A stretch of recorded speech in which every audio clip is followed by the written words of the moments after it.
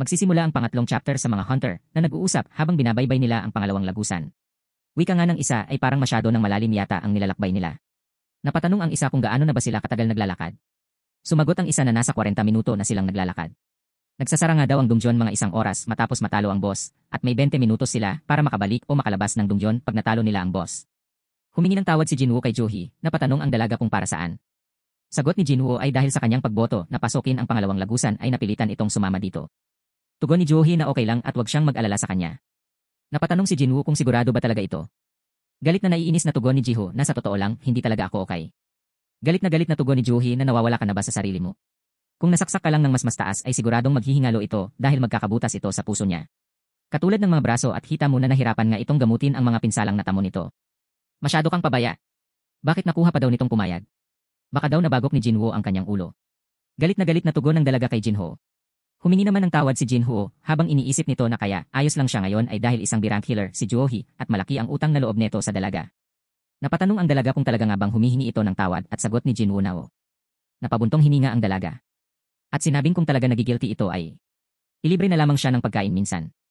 Nabigla naman si Jinwoo na natulala at namula. Naiinis na napatanong ang dalaga kung ayaw ba ni Jinwoo na kasama siyang kumain. At sagot ni Jinwoo na hindi naman. Bakit ko naman hindi gugustuhin? May biglang sumigaw na nasa pugad na sila ng boss. Nasa harapan na nga sila ng pintuan. At may nagsalita na hindi ko pa siguro napupuntahan ang isang kwarto na may pinto dati. Bagamat ito ay bago para sa kanya, tila medyo kakaiba ito. Tugon ni Mr. Kim na nararamdaman niya na ang lugar na ito ay lubhang mapanganib. At sumang-ayon naman dito si Mr. Park. Wika ni Mr. Song na kung gusto ba nilang bumalik ng walang nakuha pagkatapos ng kanilang mahabang paglalakbay habang dahan-dahan itong binubuksan ang pintuan. Pwedeng sila daw ang pinakauna-unahan makatuklas ng bagong dungeon. Kaya kung sino man gustong bumalik ay pwedeng bumalik. Papasok na siya kahit na siya lang mag-isa. Sinabi ng isang hunter na si Mr. Song ay marami ng karanasan at napaka-agresibo nito at mataas ang rank nito sa mga C-rank hunters. Kung hindi lamang ito mahigit sa 60 anyos ay malamang na mapapabilang ito sa mga malalaki at kilalang guild. Malaki ang pagtitiwala nila dito kaya sasamahan nila ito sa pagpasok dito. Bumubukas na ang malaking pinto. Mabilis nga lang daw itong nabuksan ni Mr. Song at pumasok na nga sila. Biglang sumindi ang mga sulo.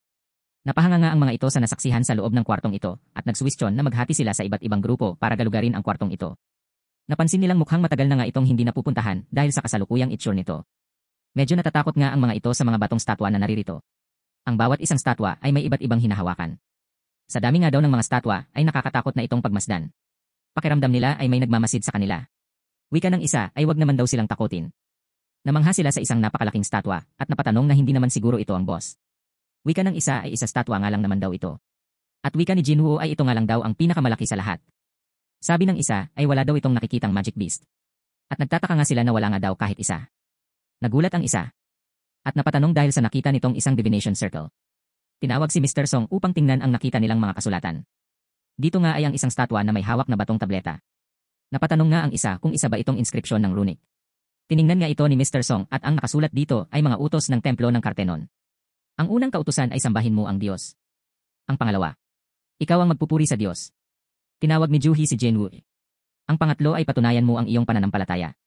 Sinabi ni Johi na gumagalaw daw ang mga mata nito at nakatingin nga daw ito sa kanila. Sinabi nito na baka nagkakamali ka lamang. Sa isip ni Jinwoo ay napahinto siya at tinitigan niya ito. At may napapatanong ito sa kakaibang pakiramdam sa katahimikan dito. Binabasa ni Mr. Song ang katagang yaong hindi susunod sa mga kautusang ito. Ay hindi dapat palampasin. Biglang may kumalabog. Sumarado pala ang bigla ang pintuan.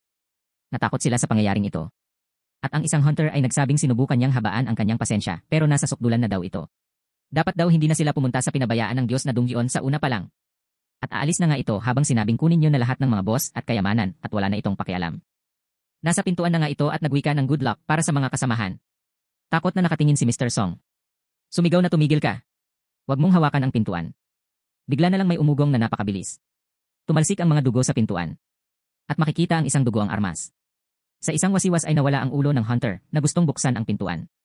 Matapos ang napakabilis na pangyayari ay bumalik ang statwa sa kanyang pwesto na duguan sa ginawa nito sa hunter.